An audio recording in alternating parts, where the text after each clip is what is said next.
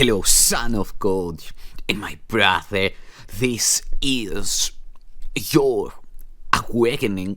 Share my mind, and you don't die. Give as you receive, and your release is certain. Today's teaching is the number 95 in the series, The Dispelling of the Illusion, The Undoing of the Old, The Dispelling of the Ego, for the Freedom of the Sonship. And the name of this teaching, today's idea is I'm one self, united with my Creator. I am one self, united with my Creator. Give this idea over to your mind, practice stillness, let go and be. I am one self, united with my Creator. Today's idea accurately describes you as God created you. You are one within yourself and one with Him. Yours is the unity of all creation. Your perfect unity makes change in you impossible. You do not accept this, and you fail to realize that it must be so, only because you believe that you have changed yourself already. You see yourself as a ridiculous parody on God's creation, weak, vicious, ugly and sinful, miserable, and beset with pain. Such is your version of yourself, a self divided into many weighing parts, separate from God, and tenuously held together by its erratic and capricious maker to which you pray. It does not hear your prayers, for it is deaf. It does not see the oneness in you, for it is blind. It does not understand you are the Son of God, for it is senseless and understands nothing. We will attempt today to be aware only of what you can hear and see, and what makes perfect sense. We will again direct our exercises towards reaching your one self, which is united with its Creator. In patience and in hope, we try again today. The use of the first 5 minutes of every waking hour for practicing the idea for the day has special advantages at the stage of learning in which you are at present. It is difficult at this point not to allow your mind to wander if it undertakes extended practice. You have surely realized this by now. You have seen the extent of your lack of mental discipline and of your need for mind training. It is necessary that you be aware of this, for it is indeed a hindrance to your advance. Frequent but shorter practice periods have other advantages for you at this time.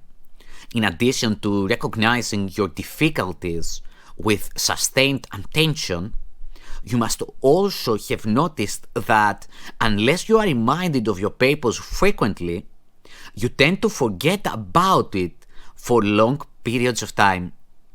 You often fail to remember the short applications of the idea for the day, and you have not yet formed the habit of using the idea as an automatic response to temptation.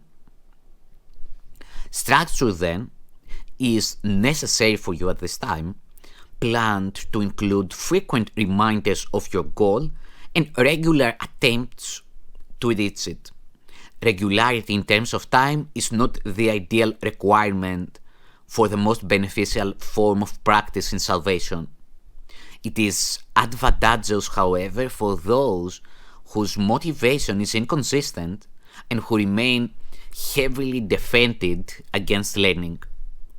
We will therefore keep to the 5 minutes an hour practice periods for a while and urge you to omit as few as possible. Using the first 5 minutes of the hour will be particularly helpful since it imposes firm structure. Do not, however, use your lapses from this schedule as an excuse not to return to it again as soon as you can. There may well be a temptation to regard the day as lost because you have already failed to do what is required. This should, however, mainly be recognized as what it is: a refusal to let your mistake be corrected and an unwillingness to try again. The Holy Spirit is not delayed in his teaching by your mistakes. He can be held back only by your unwillingness to let them go. Let us therefore be determined, particularly for the next week or so, to be willing to forgive ourselves for our lapses in diligence and our failures to follow the instructions for practicing the day's idea. This tolerance for weakness will enable us to overlook it rather than give it power to delay our learning. If we give it power to do this, we are guarding it as strength and are confusing strength with weakness. When you fail to comply with the requirements of this course, you have merely made a mistake. This calls for correction and nothing else, and for nothing else. To allow a mistake to continue is to make additional mistakes based on the first and reinforcing it. It is this process that must be laid aside, for it is but another way in which you would defend illusions against the truth. Let all these errors go by recognizing them for what they are. They are attempts to keep you unaware you are one self, united with your Creator, at one with every aspect of creation, and limitless in power and in peace. This is the truth, and nothing else is true. Today we will affirm this truth again and try to reach the place in you in which there is no doubt that only this is true. Begin the practice periods today with this assurance offered to your mind with all the certainty that you can give.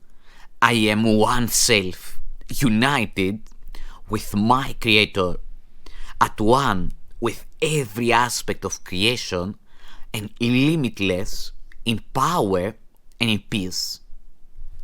Then close your eyes and tell yourself again, slowly and thoughtfully, attempting to allow the meaning of the words to sink into your mind, replacing false ideas. I am one self. Repeat this several times and then attempt to feel the meaning that the words convey. You are one self, united and secure in light, in joy and peace. You are God's Son, one self, with one Creator and one goal: to bring awareness of this oneness to all minds, that true creation may extend the allness and the unity of God.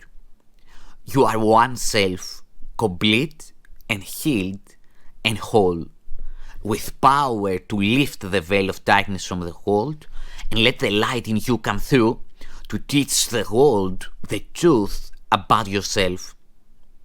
You are one self, in perfect harmony with all there is and all that there will be. You are one self, the Holy Son of God, united with your brother in that self, united with your Father in His will. Feel this one self in you and let it shine away all your illusions and doubts. This is your true self, the Son of God Himself, sinless as its Creator, with His strength within you and His love forever yours. You are one self, and it is given you to feel this self within you and to cast all your illusions out of the one mind that is this self, the holy truth in you. Do not forget today, we need your help, your little part in bringing happiness, to all the world. And heaven looks to you in confidence that you will try today. Share then its surety, for it is yours. Be vigilant. Do not forget today. Throughout the day, do not forget your goal. Repeat today's idea as frequently as possible, and understand each time you do so, someone hears the voice of hope, the stirring of the truth within his mind, the gentle rustling of the wings of peace.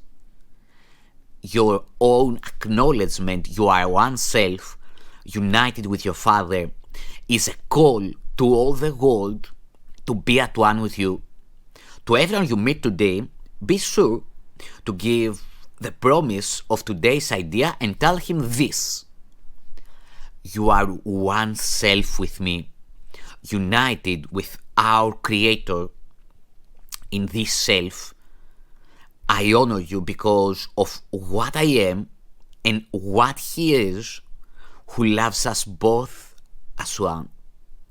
Thank you.